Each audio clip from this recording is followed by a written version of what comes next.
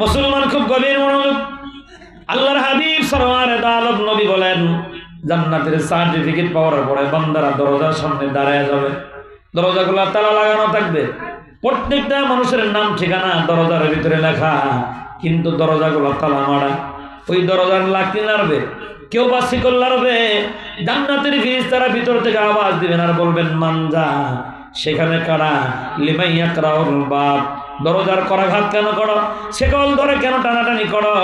ওই মানুষরা বলবে আমরা জান্নাতি মানুষ, হাতের ভিতরে সার্টিফিকেট নিয়ে দরজার সামনে দাঁড়ানো আছি। জান্নাতের প্রহরীরা বলবেন, আরে আপনি জান্নাতের মালিক, দরজার সামনে কি আপনার নাম লেখা আছে? কাহা, দরজার উপরে তো আমার নাম লেখা আছে। কয় দরজার উপরে যদি আপনার নাম ঠিকানা লেখা থাকে তাহলে ওই দরজার চাবিটাও আপনার কাছে আছে। সুবহানাল্লাহ। মানুষেরা এদিক ওদিক তাকাবে, চাবি কই, চাবি কই? জান্নাতের প্রহরীরা বলবেন, আরে চাবি খুঁজে পাও না? তোমার সিনার ভিতরে যদি সূরা ফাতিহার তেলাওয়াত থাকে, সূরা ফাতিহার তেলাওয়াত করো, আল্লাহ জান্নাতের দরজা খুলে দিবেন। বুখারী শরীফের হাদিস, তিরমিজি শরীফের হাদিস, হাদিস আবু দাউদের সহিহ রাওয়ায়াত। আল্লাহর নবী বলেন, এবার জান্নাতের মানুষেরা দাঁড়ায় থাকবে আর বলবে সূরা ফাতিহা আমার সিনার ভিতরে আছে। সবাই সূরা ফাতিহা তেলাওয়াত করা শুরু করে দিবে। প্রথম শব্দই যখন উচ্চারণ করবে আলহামদুলিল্লাহি রাব্বিল আলামিন, তেলাওয়াত শুরু করা মাত্রই জান্নাতের দরজা খুলে দেওয়া হয়। এই ফাতিহা মানে খোলা। এই ফাতিহা দিয়ে কি খুলবে বলেন? কয় না, জান্নাতের দরজা খুলবে। এই জন্য সূরার নাম কি? কয় না, সূরার নাম সূরা ফাতিহা। এই সূরার আরেকটা নাম আছে সূরাতুশ শিফা। বলেন কি নাম বলছি? মানে রোগ মুক্তির শিফা, রোগ মুক্তির সূরা। হাদিস বুখারী এবং মুসলিমের। আল্লাহর নবী বলেন সূরা ফাতিহা সমস্ত রোগের ঔষধ ইল্লা সাম, মৃত্যু ছাড়া। সুবহানাল্লাহ। কয় না? আজকে দেখবেন আমাদের ছোট্ট ছোট পিচ্ছি ছিল, পোলাপানের গলায় 7 রঙের সুতা হুজুরে পরে পরে গিটটা দিছে। তাবিজের অভাব নাই, তাবিজের ওজনে পোলা বাড়ে না। এমন আছে না নাই? সমস্ত তাবিজ কাইটা ফালায় দিবেন। ওই ছেলে বুকের ভিতরে সূরা ফাতিহা পড়ে পড়ে ফু দিবেন। দুষ্ট জিনের আসর থেকে আল্লাহ হেফাজত করবেন। আল্লাহ তাআলা আসমান এবং জমিনের গজব থেকেও তারা হেফাজত করবেন। কোন সূরা? কয় না, কয় না ফাতিহা। এখন নাম করবেন শিফা। নাম কি? যতক্ষণ এই হাদিসের আলোচনা হবে আমি জিগাইলে করবেন শিফা, সূরাতুশ শিফা, রোগ মুক্তির শিফা। হাদিস বুখারী মুসলিমের এবং আবু দাউদের। রাবি আবু সাঈদ খুদরি রাদিয়াল্লাহু তাআলা, জলিলুল কদর এক সাহাবী। গপ্প শোনাইতেছি না হাদিস? হাদিস। আবু সাঈদ খুদরি রাদিয়াল্লাহু তাআলা বলেন, সাহাবাজমানদেরকে নিয়ে কালেমার দাওয়াত দেওয়ার জন্য আমরা রওনা হয়ে গেলাম। এক মহল্লায় গেলাম, গিয়ে বললাম ভাই আমরা ক্ষুধার্ত, আমরা রাসূলুল্লাহর সাহাবী, একটু খাওন দাও। লোকেরা আমাদের খাবার দিল না। আমরা সামনে জঙ্গল দেখলাম, রাত্রে ভয় পাইলাম। মানুষগুলাকে বললাম আমাদের একটু নিরাপত্তা দাও, তারা আমাদের নিরাপত্তাও দিল না। শুনতেছেন আমার কথা? খাওয়ানো দিল না, নিরাপত্তাও দিল না। পরে আমরা গিয়ে আবার বললাম আজকে রাতটুকুন আমাদেরকে একটু থাকতে দাও, তারা আমাদেরকে ওই গ্রামের জনবসতির লোকেরা থাকতেও দিল না। আবু সাঈদ খুদরি বলেন বুক ভরা ব্যথা নিয়ে আমরা তাবু গাইডা তাবুর ভিতরে ঘুমায় গেলাম। সব সাহাবাজমান ঘুমায় গেছে। গভীর রাতে এক মহিলা গেছে মধ্যম বয়সের, গিয়া বলতেছে তাবুর ভিতরে কেউ কি ঘুমাও না, এরকম কেউ আসো? আবু সাঈদ খুদরি রাদিয়াল্লাহু তাআলা বলেন আমি দাঁড়ায় বললাম আমি এখনো ঘুমাই নাই, অনেক সাহাবীরা এখনো ঘুমায় নেই, বলো কি সমস্যা? ওই মহিলা বলতেছে আমাদের গোত্র প্রধান, গোত্রের যিনি নেতা তারা সাপে কাটছে। কিসে কাটছে? গপ্প না হাদিস? হাদিস। আবু সাঈদ খুদরি রাদিয়াল্লাহু তাআলা বলেন সাপে কাটছে, তাহলে আমরা কি করবো? সাপে কাটছে, তোমাদের ভিতরে কেউ যদি জারফুক যাই না থাকো, আমাদের নেতারে জারফুক দিয়া ভালো বানায় দাও। কি দিয়া? হ্যাঁ, এবার মনে রাখেন আবু সাঈদ খুদরি লাভ দিয়ে রাগে দাঁড়ায় গেছেন, রাগ করে বলে ফেলাইছেন তোমাদের কাছে খাউন চাইছিলাম, খাউন দেও নাই, থাকতে চাইছিলাম, থাকতে দেও নাই, নিরাপত্তা চাইছিলাম, নিরাপত্তা দেও নাই, এখন আইসো মাগনা যারা নিবা না, মাগনা যারা রইতো না।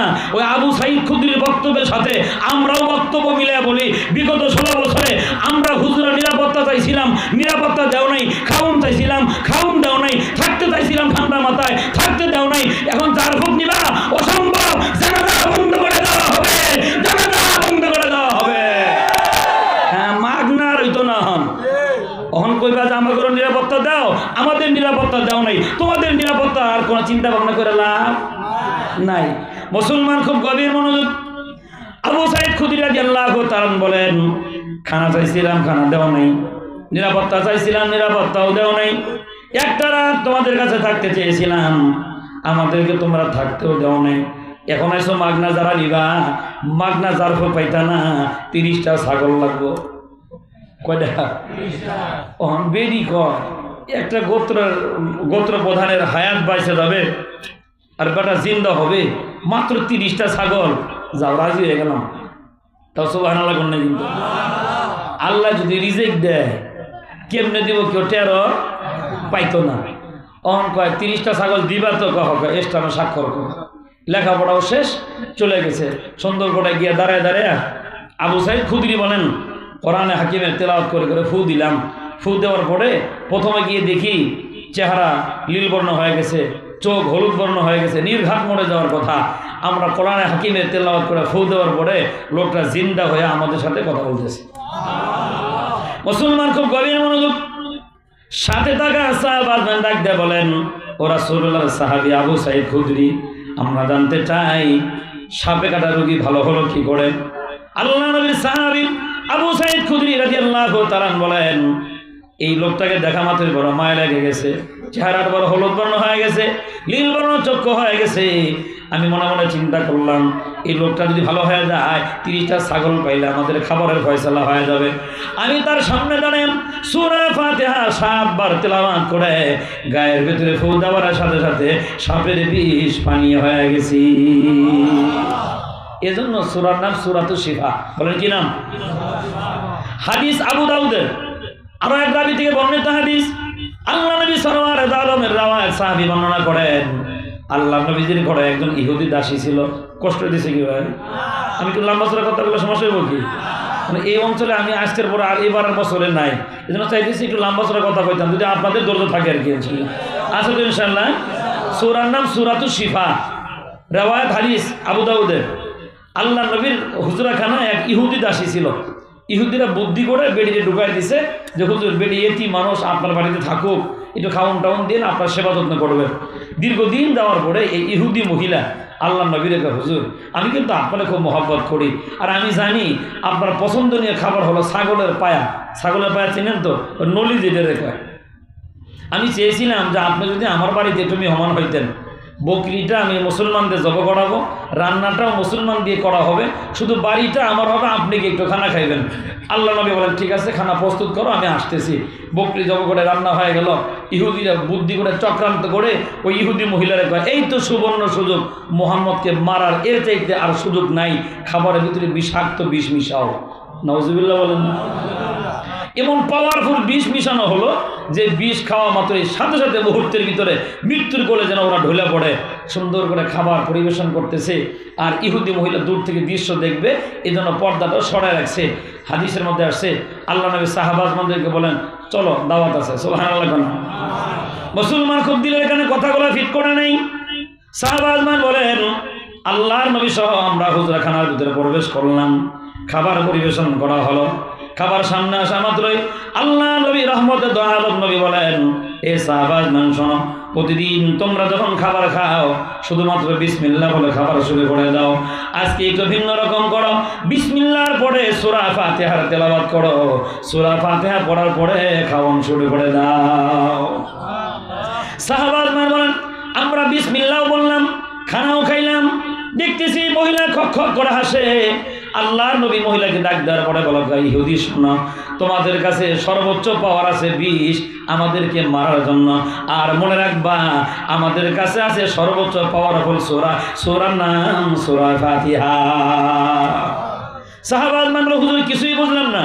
আল্লাহ নবী বলেন, তোমাদের খানার ভিতরে বিষাক্ত বিষ মিশানো আছে। জিবরাইল আমার কানে কানে বলে দিয়েছেন, ও নবীজি শুধুমাত্র বিসমিল্লাহ পড়লে হবে না, সূরা ফাতিহার তেলাওয়াত করে খানা খাইতে বলেন। সূরা ফাতিহার তেলাওয়াতের বদৌলতে আল্লাহ তাআলা খাবারের বিষকে পানি বানায়া দিবি। কোন সূরা? হ্যাঁ, সূরাতুশ শিফা। এই কারণে সূরার নাম কি?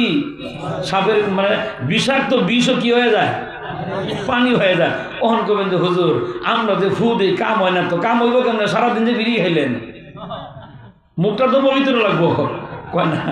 সারাদিন মানুষের বকাঝকা করলেন, সারাদিন এই মুখটা দিয়ে হুজুরের বদনাম করলেন, টুপিওয়ালার বদনাম করলেন, ইমামের বদনাম করলেন, মুয়াজ্জিনের বদনাম করলেন। ফু দিয়ে না, কুড়াল দিয়ে গুতাইলেও কাম হইতো না। জবান পবিত্র হইতে হইব। এখনো যদি জবানটা পবিত্র হয়, ভালো করে বুঝছেন, জবান যদি পবিত্র হয়, মিথ্যে কথা যদি জবানে না বলে, এখন পর্যন্ত যদি বিশ্বাস সূরা ফাতিহার উপরে হয়, সূরা ফাতিহা মৃত্যু ছাড়া সকল রোগের ঔষধ হয়ে যাবে ইনশাআল্লাহ। নাম কি বলছি? সূরাতুশ শিফা। বলেন কি নাম? সূরাতুশ শিফা। এই সূরার আরেকটা নাম আছে সূরা নূর।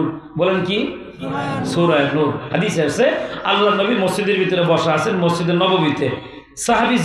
সাহাবাজমানা বসা আছেন, ফেরেশতা জিবরাইল বসা। হঠাৎ করে নবীজির মাথা সোজা উপরে বিকট একটা আওয়াজ হলো, অনেক শব্দ। আল্লাহ নবী জিবরাইল জিজ্ঞাসা, ভাই শব্দটা কিসের? জিবরাইল কয়, আসমানের নতুন একটা দরজা খোলা হলো, পৃথিবীর সূচনা লগ্ন থেকে এখন পর্যন্ত ওই দরজা একদিনে খোলা হয়নি। সুবহানাল্লাহ বলেন। আল্লাহ নবী বলেন, নতুন দরজা খুলে কি বুঝাইতে চাইলেন? হুজুর একটু অপেক্ষা করেন, দরজাও নতুন, ওই নতুন দরজা দিয়া নতুন একজন ফেরেশতা আপনার কাছে আসতেছে, যে ফেরেশতা আজ পর্যন্ত জমিনে একবারও নামে নেই। মুসলমান খুব গভীর মনোযোগ। আল্লাহর হাবিব থমকে গেলেন। সাহাবাজমান বলেন, নবীজির চেহারার দিকে আমরা তাকায় রইলাম। কিছুক্ষণ পরে নবী বক্তব্য দেওয়া শুরু করলেন। একজন নতুন ফেরেশতা আসলেন, নতুন দরজা দিয়া নতুন ফেরেশতা নবীজির সামনে দাঁড়ায় গেলেন। আর আল্লাহ নবীকে সালাম দেওয়ার পরে বলেন, ওগো নবী সালাম গ্রহণ করেন, আপনার উম্মতের সুসংবাদ নেন। আল্লাহ তাআলা দয়া করে আপনার উম্মতের জন্য একটা নূর দান করছেন। সুবহানাল্লাহ। আল্লাহ নবী বলেন, কি নূর? ফেরেশতা, নতুন ফেরেশতা বলেন, নূরের নাম হলো সূরা ফাতিহা। যদি কোনো মানুষ সূরা ফাতিহাকে মহব্বত করে আর সূরা ফাতিহাকে মহব্বত করে, মনে প্রাণে সূরা ফাতিহাকে তেলাওয়াত করে, তার মাথা থেকে পা পর্যন্ত আল্লাহ তাআলা হাসরের মাঠে নূর বানিয়ে দিবি। এজন্য সূরার নাম সূরা নূর। এই সূরার আরেকটা নাম আছে সূরাতুশ শাফিয়া। বলেন কি বলছে?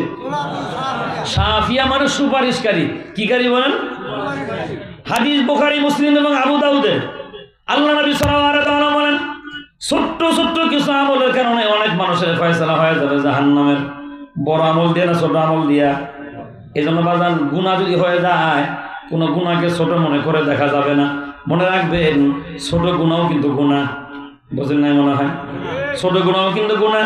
একটা জায়গার ভিতরে বালতি বালতি পানি দেওয়ার পরে পুকুর যখন ভরে যাবে, মনে রাখবেন ওই পুকুর কিন্তু একদিনে ভরে নাই, তিল তিল করে পানি দিয়ে ভরা হয়েছে।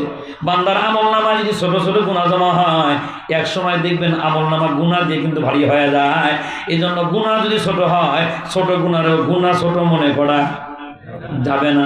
আল্লাহ নবীর একটা হাদিস এমন আছেন, একজন মহিলা, আল্লাহর হাবিব সাল্লাল্লাহু আলাইহি ওয়াসাল্লাম নবী বলেন, মিরাজ থেকে আসার পথে জান্নাত জাহান্নাম ঘুরে দেখলেন। দেখতেছেন জাহান্নামের ভিতরে একজন মহিলা, কপালের ভিতরে সিজদার চিহ্ন দেখা যায়। আল্লাহর নবী ফেরেশতাদেরকে জিজ্ঞাসা করলেন আর বললেন, শোনা, মহিলা দেখা যায় নামাজি বান্দি, জাহান্নামে কেন গেল? ফেরেশতারা বলে, ওগো নবীজি, বড় কোনো গুনাহের কারণে আযাব দেওয়া হয় না, ছোট্ট একটা গুনাহের কারণে এই বান্দির জাহান্নামের আযাব ভোগ করতেছে। আল্লাহ নবী বলেন, কিসের কারণে? ফেরেশতারা কয়, এই মহিলার বাড়িতে একটা বিড়াল ছিল, বিড়ালের হক নষ্ট করার কারণে জাহান্নামী হয়েছে। বলুন কিসের? কয় না বিড়াল। বিড়াল সাধারণ একটা প্রাণী। বিড়ালের যদি হক নষ্ট করার কারণে যদি বেরিয়ে জাহান্নামে যায়, তাহলে বাতি নিবে যারা হুজুর মারছে, মোদিরে বাংলাদেশে এনে তারা হুজুর মারছে, মিথ্যে মামলায় ফাঁসির মঞ্চে ঝুলাই দিছে, মনে রাখবেন তোমরা জান্নাতের আশা আলাবাকি করে খায় লাভ নাই। কথা কয় না? হ্যাঁ, সামান্য একটা গুনাহের কারণে, বিড়ালের হক নষ্ট করার কারণে যদি জাহান্নামী হওয়া লাগে, বিনা অপরাধে আলেম মারার কারণে কই যাওয়া লাগবো? কয় না? এটা পাইবেন না যে সারা বিশ্ব সবাই এখানে মসজিদ বানাই দিচ্ছেন, এখানে চাঁদে উঠে গেছেন গা, আসমানে উঠে গেছেন গা, 1 কোটি মসজিদ বানালো কাম হবে না। অন্যায় ভাবে একটা মুসলমানের রক্ত যদি আপনার হাতে প্রবাহিত হয়ে থাকে, মনে রাখবেন 1 ফোঁটা রক্তই আপনার জাহান্নামী হওয়ার জন্য যথেষ্ট। মুসলমান খুব গভীর মনোযোগ। আল্লাহ নবী বলেন, ছোট্ট ছোট্ট আমল দিয়েও অনেক মানুষ জান্নাতি হয়ে যাবে, ছোট্ট ছোট গুনাহের কারণে অনেক মানুষ জাহান্নামী হয়ে যাবে। এই মানুষগুলা যাদের অন্তরে সূরা ফাতিহার মহব্বত ছিল, একটা খাঁচার ভিতরে এরা আটকে যাবে। খাঁচা চেনেন তো? আপনার গ্রামগঞ্জের মানুষ তো ভালো বোঝার কথা। ওই যেটার ভিতরে ঘাস রাখে, গরুরে খাওয়ান দেন, অনেক জায়গায় ট্রাফা ট্রুফা যেটাই করে, বুঝতেছেন তো? এটা দিয়ে ওই গুনাহগারের ঢাইকা রাখা হবে, ঢাইকা। হাদিস আবু দাউদের, আল্লাহর নবী বলেন ওই খাসা দিয়ে যখন ওই সূরা ফাতিহা পড়নেওয়ালাকে আটকে রাখা হবে, জাহান্নামের ফেরেশতারা দৌড়ে এসে বলবে খাসা ওরা বের করে দাও, ওরা আমল নামায় জাহান্নামের আমল আছে, ওরা জাহান্নামে নিয়ে যাই। আল্লাহ নবী বলেন আল্লাহ রাব্বুল আলামিন ওই খাসার জবান খুলে দিবেন। খাসা ডাক দেয়া বলবে রব্বুল আলামিন আমি দুনিয়ার সাধারণ কোনো খাসা নই, আমি সূরা ফাতিহার তেলাওয়াতের সওয়াব যেই বান্দারে আমি আটকায় রেখেছি, বান্দার অন্তরে সূরা ফাতিহা ছিল, বান্দা সূরা ফাতিহার বড় মহব্বত করেছে, ভালোবাসা রীতিমতো নিয়মিত তেলাওয়াত করেছে। আয় আল্লাহ জাহান্নামে যদি দেওয়া লাগে আমি সূরা ফাতিহা সহ ওই বান্দারে তুমি জাহান্নামে দিয়ে দাও। আর আমার তুমি যদি মহব্বত করে থাকো, মহব্বতের কারণেই তো 35টার নাম রেখা দিলা। আয় আল্লাহ আমার সুপারিশ মঞ্জুর করে নিয়া ফাতিহা পড়নেওয়ালা বান্দারে তুমি মাফ করে দাও। আল্লাহ খুশি হয়ে কইবেন যা এ সূরার এক নাম তো আমি রাখছিলাম শাফিয়া, সুপারিশ করনেওয়ালি। তুই যখন সুপারিশ করছস তুই ফাতিহার সুপারিশে বান্দারে মাফ করে দিস। কোন সূরা? সূরা শাফিয়া, যার নাম একশো নাম সূরা ফাতিহা। এখন কইবেন যে হুজুর সূরায় একটা এত নাম কেন? এটা বোঝার জন্য 1 মিনিট একটু আলোচনা বোঝেন। একবার আর 5 ছেলে, কোন কয়টা? 5টা ছেলের পরে একটা মাইয়া হয়েছে। এই মাইয়াটার সবাই মহব্বত করবে না, গালি দিব? 5 পোলার পরে 1 মাইয়া মহব্বত করবে, সবাই দেখতে এসে সবাই খুশি। কয় নামটা কি রাখবা? কয় নাম আর কি রাখবো, 5 ভাইয়ের পরে যখন 1 বোন, ওর নাম রাখো খুশি। কি নাম? খুশি। আর একজন কয় না আদর যত্ন যেহেতু বেশি পাইব, ওর নাম রাখো সোহাগী। ওখান থেকে মাইয়া কান্দে, আর একজনের ও যখন কান্দতেছে নাম রাখ কান্দুনি। আচ্ছা এই যে বেডির নাম রাখতেছে এক একজনের এক এক রকম, ভালোবাসা না রাগ করে? কয় না ভালোবাসা যত বেশি নামও। সাহাবাজমান বলেন নবীর মুখে আমরা বলতে শুনেছি সূরা ফাতিহাকে আল্লাহ তাআলা এত বেশি মহব্বত করেন। তাওরাত কিতাবের ভিতরে যেই পরিমাণ ইলম আর মারিফত ছিল, জাবর কিতাবের ভিতরে যেই পরিমাণ ইলম আর মারিফত ছিল, ইনজিল কিতাবের ভিতরে যেই পরিমাণ ইলম আর মারিফত ছিল, আর গোটা কোরআনুল কারীমের ভিতরে যেই পরিমাণ ইলম আর মারিফত আছে, সাহাবাজমান বলেন আল্লাহর নবীর মুখে আমরা বলতে শুনেছি একটা সূরা ফাতিহার ভিতরে সব ইলম আল্লাহ ঢুকায় দিয়েছেন। সূরা ফাতিহার এত মর্যাদা, দুনিয়ার কোনো মানুষ যদি দিনে রাতে সকাল বিকাল যে কোনো মুহূর্তে যদি সূরা ফাতিহার তেলাওয়াত বেশি বেশি করে, কিয়ামতের কঠিন মুসিবতের দিনে সূরা ফাতিহার সুপারিশ পায়া আল্লাহর বান্দার নাজাতের ফয়সালা হয়ে যাবে। কোন সূরা? সূরা ফাতিহা। কয়টা বলছি? ফাতিহা, শিফা, নূর, শাফিয়া। 5 নাম্বার সূরা ফাতিহার আরেক নাম আছে সূরা দুআ। বলেন কি বলছি? সূরা দোয়া। দোয়া আল্লাহ নবীর হাদিস, যদি কোনো বান্দা দোয়া করে সূরা ফাতিহা দিয়া, অন্য কোনো ভাষা যদি সে না জানে, দুখানা হাত উঠে মালিকের দরবারে যদি সূরা ফাতিহা বলে, আল্লাহর নবী বলেন ওই বান্দার দোয়া মুহূর্তের ভিতরে আল্লাহ কবুল করে নেন। বান্দার দিলের তামান্না মাকাসিদে হাসানা আল্লাহ কবুল করে নেন। কোন সূরা দিয়ে দোয়া করলে আমল হইব তো নাকি? না খালি খামাখা মেহনত করতেছি ভাই। সূরা ফাতিহা পড়বেন তো ইনশাআল্লাহ। ওযু থাকুক বা না থাকুক, চলতে ফিরতে সর্বহালতে কোন সূরা তিলাওয়াত হবে? হ্যাঁ, এটাই দোয়া। কোনো কিচ্ছু বলার দরকার নেই। বালিশে রাত্রে মাথা দিবেন, সূরা ফাতিহা পড়ে ঘুমাইবেন, মনে করবেন দোয়া পড়ে ঘুমাইতেছেন। সুবহানাল্লাহ। এই সূরার নাম কি? দোয়া। বলেন সূরার নাম কি? দোয়া। এই সূরা ফাতিহা পড়ে পড়ে দোয়া করলে আল্লাহ তাআলা দোয়াও কবুল করে নেন। থানবী রহমাতুল্লাহি আলাইহি লেখেন, দেখো সূরা ফাতিহার মাধ্যমে দোয়া কত দ্রুত কবুল হয়। আল্লাহর এক বান্দি 4টা মাইয়া ছিল। কয়টা? ভালো করে বুঝছেন। সত্য মিথ্যে যেই বেড়া লেখছে তার উপরে আমার উপর চাপাই দিয়েন না। কিতাবে যেমনি আছে আমি আমরা হেমনে শোনাই দিয়েছি। গভীর মনোযোগ। মহিলার 4টা সন্তান, 4টাই কন্যা সন্তান। এবার স্বামী বইলা ফেলাইছে যে আমি ব্যবসায় কাফেলানে চলে গেলাম, তোর গর্ভে তো বাচ্চা 6 মাস, এইবারও যদি কন্যা হয় মনে রাখিস তোরে তালাক দিয়ে বাপের বাড়ি পাঠিয়ে দেব। নাউজুবিল্লাহ বলেন না। এরকম আজরাইল মার্কার জামাই এগুলো কেউ আছে? বারবার কন্যা সন্তান হয়, বউর লোকে ঝগড়া বাজা আছে না নাই? ভালো করে মনে রেখেন। আল্লাহর বান্দা চলে গেছে ব্যবসায়ী কাফেলা নিয়ে, মহিলার পেটে বাচ্চা 6 মাস, দিন যায় মাস যায়, যাইতে যেতে 9 মাস পার হয়ে গেল, বাচ্চা হয়ে গেছে। গভীর রাত্রে কোনো দায়ী নাই, ঘরে কিন্তু আগের 4টা কন্যা সন্তান ঘুমাইতেছে। মহিলা বাচ্চার দিকে তাকায় দেখে এটাও কন্যা সন্তান। বলেন তো মাথা ঠিক থাকার কথা? এবার মহিলা সেজদা দিয়ে কান্দে আর কয়, গো মালিক, আগে আমার 4টা সন্তান, 4টাই কন্যা। স্বামী তো বলে গেছে 5 নাম্বারটাও যদি কন্যা সন্তান হয় এইবারে ভাত আমার জন্য হারাম বানায় দিবে। ও মালিক, আমি যদি তালাক খায় বাবার বাড়ি যাই, বাবার অর্থ সম্পদ কোনো কিছুই নাই, কষ্টের জিন্দেগি বাবা আমার জীবনযাপন করে। ও মালিক, এই সন্তানটা যে কন্যা সন্তান হয়ে গেল, স্বামী বাড়ি এসে আমার তালাক দিয়ে দিলে আমার 4টা সন্তান এতিম হয়ে যাবে। ওরা যদি ভালো করেও যদি বিয়ে হয়, জামার বাড়িতে স্বামীর বাড়িতে গিয়ে ভালো আদর যত্ন পাবে না মা না থাকার কারণে। গভীর রাত্রে মা কাঁদতেছেন আর বলেন, রব্বুল আলামিন, তুমি মায়ের দোয়াটাও কবুল করো। আয় আল্লাহ, শুনেছি সূরা ফাতিহা পড়লে দোয়াটা কবুল হয়। ও আসমানের মালিক, আমার দোয়াটা কবুল করো। ওই মায়ের সূরা ফাতিহা পড়ে, যদিও শরীরটা নাপাক, এই টাইমে দোয়া করা কিন্তু বাবা নিষেধ না। মনে রাখবেন, নামাজের নিষিদ্ধ সময় আছে। সূর্য ওঠা, সূর্য মাঝামাঝি আসলে, সূর্য ডোবার সময় নামাজ পড়া নিষেধ। আল্লাহ নবী বলেন, এই নিষিদ্ধ সময়ের ভিতরে দোয়া করা নিষেধ না। সুবহানাল্লাহ। গ্রামগঞ্জের মা বলেন, শহরের মায়েরা বলেন, সমস্ত মায়েদের মাসে 3 দিন 5 দিন, কারো 10 দিন, বাচ্চা হলে 40 দিন শরীর নাপাক থাকে। ওই টাইমে রোজা রাখা নিষেধ, ওই টাইমে নামাজ পড়া নিষেধ, মাতাফের ভিতরে তাওয়াফ করাটাও নিষেধ। কিন্তু আল্লাহর নবী বলেন, ওই মায়ের জন্য ওই টাইমে দোয়া করা নিষেধ না। দোয়া করলে আল্লাহ দোয়া কবুল করে নেয়।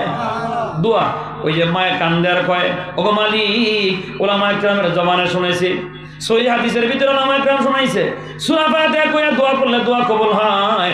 আয় আল্লাহ, আমার পেট থেকে জমিনে যে কন্যা সন্তান আনলো, আল্লাহ তুমি আনছো দুনিয়ায়, পৃথিবীর কেউ জানে না।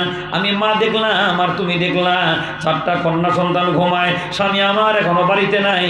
আয় আল্লাহ, সূরা ফাতিহার তেলাওয়াত যদি আমার যদি মন থেকে কইরা থাকে, সূরা ফাতিহার মহব্বত যদি আমার অন্তরে থেকে থাকে, আয় আল্লাহ দোয়া করলাম, ওই ফাতিহার দোয়ার বদৌলতে চাইলে তুমি কন্যাটার পুত্র বানায় দিতে পারো।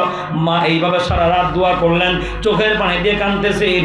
রাত্রিবেলা ঘুমায় গেলেন, সুবে সাদিকের পরে ফজরের আযান যখন হয়ে যাবে, মা তাকায় দেখেন মায়ের পাশে পুত্র সন্তান, ছেলে সন্তান খেলতেছে। কি দিয়ে হইছে? কয় না দোয়া। দোয়া কি দিয়া? মা বড় খুশি হয়ে গেলেন, মালিক আমার দোয়া কবুল করে নিছেন। ফাতিহার প্রতি মহব্বত আরো বাড়লো না কমলো?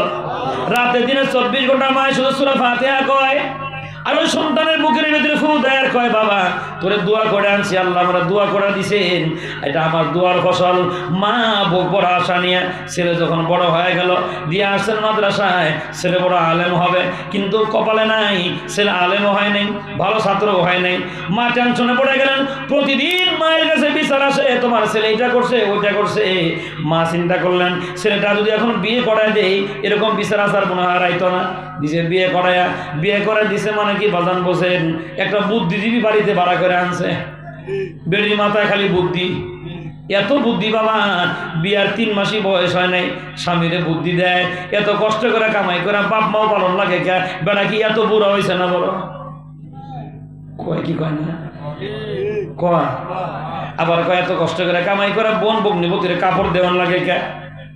আরে জোলা করো, জোলা বুঝেন তো, টাকা পয়সা সাইড করো। কি বুদ্ধি রে বাবা আমার মাথার ভিতরে, মনে হয় আর 2টা ক্লাস পড়লে ওকালতি করে খাইবার পারত। এত বুদ্ধি এই বেটির মাথায়। এমন বেটি আপনাদের এলাকায় আছে? ভালো করে বুঝছেন, এই বেটি বিয়ের 3 মাস না যাইতে ছেলেরে কয়, তোমার মা বার্ধক্যজনিত কারণে ঘর নোংরা করে রাখে, তোমার মায়ের এই ঘর থেকে সরাই আর এক ঘরে দাও। নাউজুবিল্লাহ বলেন। ছেলেও চিন্তা করলো, ওহন তো আমার মায়ের দরকার নেই, আমার ডিব্বা হইলেই চলে। ডিব্বা বুঝছেন তো কি? বউ। এই তো ভালো বুঝছেন, আলহামদুলিল্লাহ। ওহন বেটাই চিন্তা করছে, আমার তো মায়ের হনার দরকার নাই, আমি তো বড় হয়ে গেছি গা।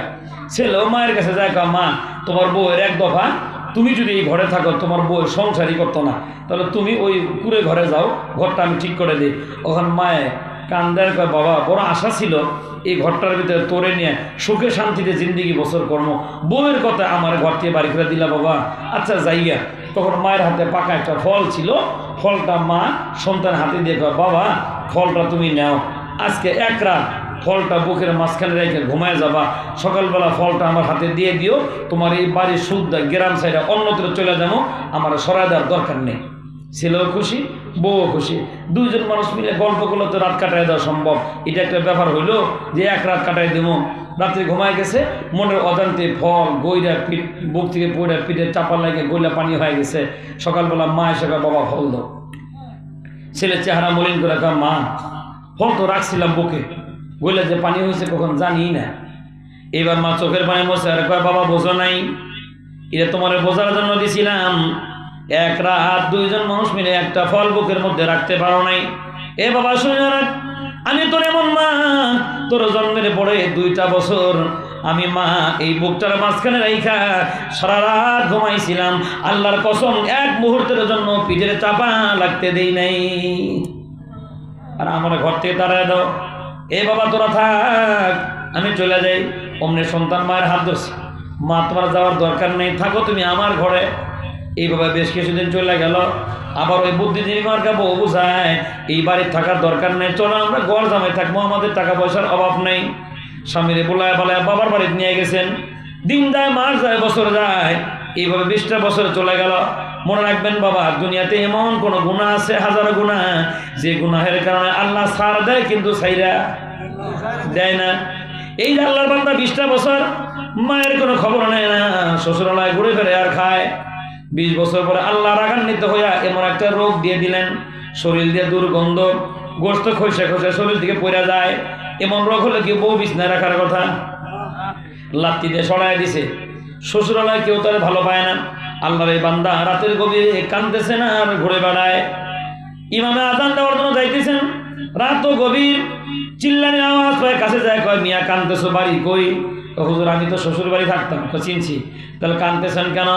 আমার যাওয়ার কোনো জায়গা নাই, শরীরে দুর্গন্ধ, গোস্ত খসে পয়সা যায়, দুনিয়াতে পড়ে যায়, শ্বশুর বাড়ি কেউ আমার কাছে রাখে না, বউ আমার তালায় দিছে, আমার তো যাওয়ার জায়গা নাই। হুজুর মাথার ভিতরে হাত দিয়ে কয় বেটা যাওয়ার জায়গা নাই মানে তোমার কি দুনিয়াতে মা বাবাও নাই? আমার তো বাবা জন্মের পরে থেকে বাবা দেখি নেই, আর 20 বছর ধরে মায়ের কোনো খবর নেই না, এখন মায়ের কাছে গেলে কি মা আমার যত্ন করবে? হুজুর ও ভয় পানি দিয়ে কয় মেয়ে ভয় পায় না, মাত্র 20টা বছর মায়ের ডাকো না, মায়ের কাছে যাও নাই তো কি হইল? 50 বছরও যদি অপরাধী হও, 50 বছর যদি মাকে মা বলে ডাক না দাও, 1000টা অপরাধী হওয়ার পরে রাতের গভীরে মায়ের কাছে তুমি যাও, মায়ের সামনে দাঁড়ায়া একবার মা ডাক দাও মাত্রই সব অপরাধ মা মাফ করে দেয়। যা তুই তোর মায়ের কাছে। এটা আপনারা যতটুকু ভালো না বোঝেন এই বিষয়গুলো, সামাজিকতা, আমি একটু বেশি বুঝি। কি জন্য জানেন? এই যে শীতকালে যে আমি বয়ান করি, এটা কিন্তু আমার আসল পেশা না। আমি একজন, এটা আগে মনে হয় বলিনি কোনো সময়, আমি কিন্তু একজন প্যারামেডিকেল করা ডাক্তার। আমার কাজ হলো সর্বক্ষণ রুগী দেখা। বড় একটা ফার্মেসিতে বসে আমি সারাক্ষণ রুগী দেখি, এটা হলো আমার কাম। আর গরু পালি, মাদ্রাসা পড়াই, প্রতি সপ্তাহে ঢাকাকে জুমার নামাজ পড়ে, এটা হলো আমার কাম। আর শীতকাল এলে আমার ঘুম ধরে না, পাবলিক ছাড়ায় না, এই জন্য ঘুরে বেড়াই। এটা আমার কাম আসলে, এটা না, ওয়াজের জগতে আমি না, আমার অন্য কাম, ডাক্তারি করা আমার কাম। এই ডাক্তারি করার সুবাদে এক মহিলা আসছে, 80-র উপরে বয়স হবে, বুড়ি মানুষ, হাত দিয়ে রক্ত পড়তেছে। জোহরের নামাজের পরে আমি বের হচ্ছি, কোথাও মনে হয় যাবো, এরকম পরে বেরিয়ে আমার কয় বাবা দোকানে যাইতে হবে, আমার হাতে সেলাই দেওয়া লাগবে। আমি বলছি যে কি হয়েছে? চলেন আগে সেলাই দেন, পরে বলতেছি। পরে গিয়ে সেলাই দিলাম। সেলাই দেওয়ার পরে জিজ্ঞাসা করলাম, চাষি এই জায়গায় তো কাটার কথা না, কেমনে কাটলো? আমার ছেলে লাঠি দেয়, ফিটনা দিচ্ছে। বুঝতেছেন? কে মারছে? ছেলে। মিজাজ তো চেক দেওয়া বড় কঠিন। সেলাই দিয়ে ওষুধ দিলাম না যে আপনি বাড়ি যান, আমি আইতেছি। কিছুক্ষণ পরে আমি গেছি, যাওয়ার পরে বললাম এই রুবেল ভাইরা, দেখতেছি উঠানের ভিতরে একটা লাঠি।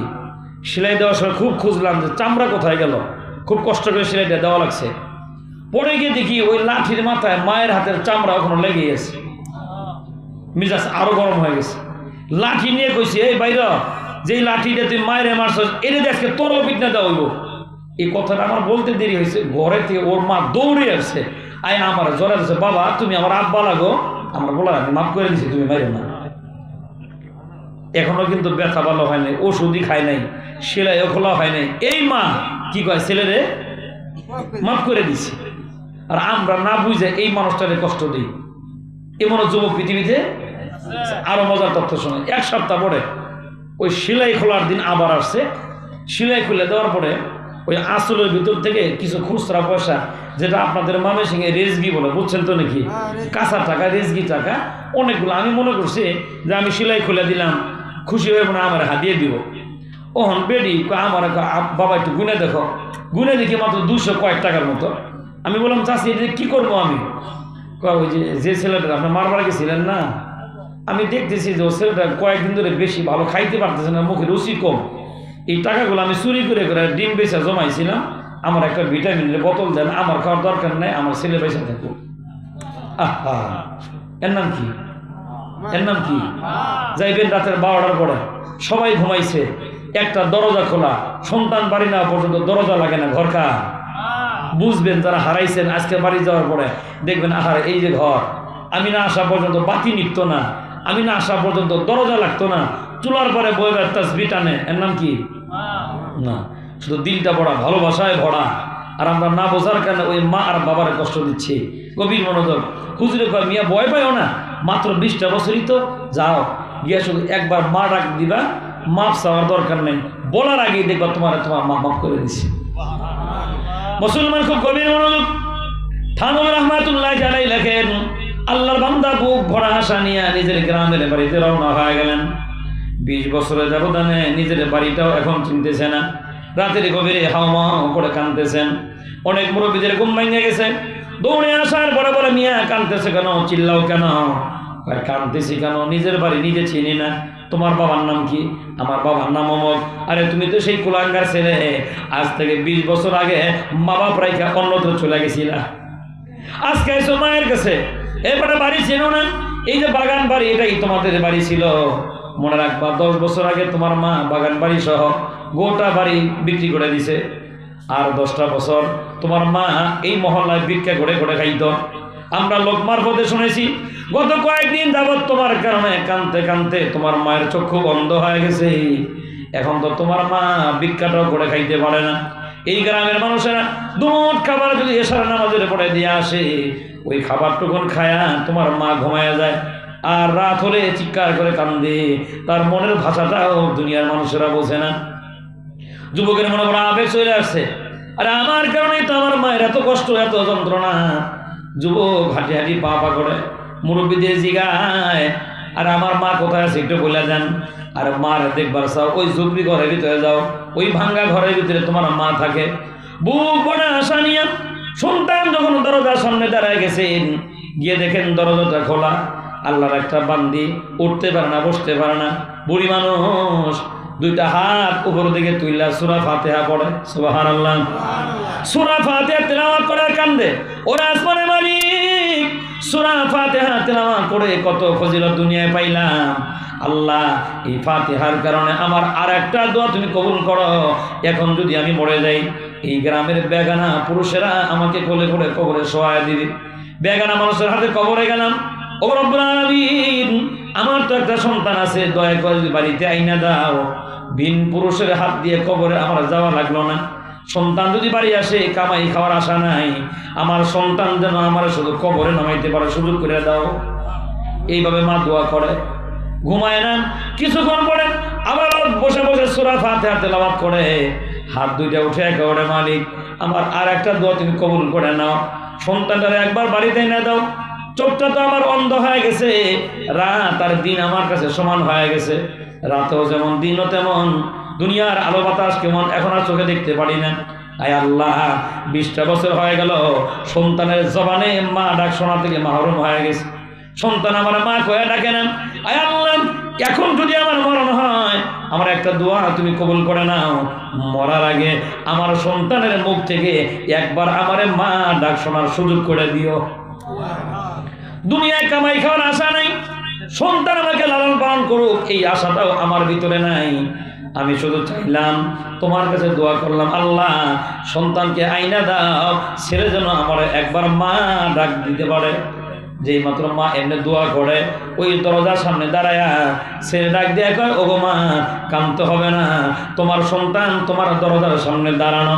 যেই মাত্র মা কয়া ডাক দিছে, যেই মানুষটা উঠতে পারে না, বসতে পারে না, লাফ দিয়ে দাঁড়ায় 2টা হাত এমনি পাইটা দিয়ে কয়, বাবা, কে রে তুই আমার মা কয়ে ডাক দিলি? এ বাবা আয়, আমার বুকের ভিতরে আয়। চোখটা আমার অন্ধ, দরজা দেখতে খোলা। এ বাবা আজকে দরজাটা খুলি নাই, তোর মতো সন্তানের মুখে একটা মা ডাক শোনার জন্য ওই দরজাটা 20টা বছর ধরে আমি মা খুইলা রাখছি। এ বাবা দরজা লাগাইতে যাই, মনটার ভিতরে কয় দরজা লাগাইস না, যদি তোর সন্তান আয় তোরে ডাকে, রাত্রিবেলা ঘুমাই না, সন্তান আয় যদি আমার মা কয়ে ডাক দেয়, আমি যদি ঘুমাইয়া যাই, এ বাবা আয় আমার বুকের ভিতরে আয়। কোন জায়গা থেকে আমার মা কয়ে ডাক দিছস? ওই দেখ দরজা খুলে রাখছি বাবা, আয় আমার বুকের ভিতরে আয়। সন্তান দৌড়ায়া মায়ের বুকের ভিতরে পড়ে গেছে। মা সন্তানের মাথায় হাত দেয়, কপালে চুমা খায়, ঠোঁটের ভিতরে চুমা খায়। যখন চুমা খাইতেছে ছেলে কান্দে আর কয়, ও মা, দুনিয়ার মানুষেরা কয় আমার শরীর দিয়ে দুর্গন্ধ, তুমি যে চুমা খাইলা তোমার নাকি কি দুর্গন্ধ লাগে না? অমনি মা মুখটা বন্ধ করে দিয়ে কয়, বাবা এ কথা আর কইস না, আমি যে তোর মা লাগি। এ বাবা আমার নাকি দুর্গন্ধ লাগে নাই, আজকে তো তুই আমার মা কয়ে ডাক দিস বাবা। যখন তুমি ছোট্ট মানুষ ছিলা আমার কোলের ভিতরে পায়খানা করে দিতা, ওই পায়খানার দুর্গন্ধটা সবার নাকে দুর্গন্ধ লাগতো। খাবার ফালাইয়া কেউ বা প্লেট নিয়ে দৌড়িয়া বাহিরে চলে যেত। আমি তোর এমন মা, ওই পায়খানার দুর্গন্ধ আমার নাকের ভিতরে গন্ধ লাগে নাই। আজকে আমার মা কয়ে ডাক দিছস। সন্তান বুকের ভিতরে জড়াইয়া মা সূরা ফাতিহা পড়ে, ছেলের গায়ে ফুকু দেয় আর কয়, ওরে আসমানের মালিক, আমার একটা দোয়া কবুল কর। আমার হায়াত সামনে যে কয়দিন আছে আমার বাবারে দিয়ে দিলাম, সূরা ফাতিহার বদৌলতে আমার পোলারে তুমি ভালো করে দাও। থানবী রহমাতুল্লাহ আলাইহি লেখেন, লম্বা সিজদা দিয়া মা চিৎকার করে কাঁদতেছেন আর বলে, গো মালিক, জীবন বড় শুধু সূরা ফাতিহা তিলাওয়াত করলাম, আমার একটা দোয়া তুমি কবুল করে নাও। আমার একটা সোনার মানিক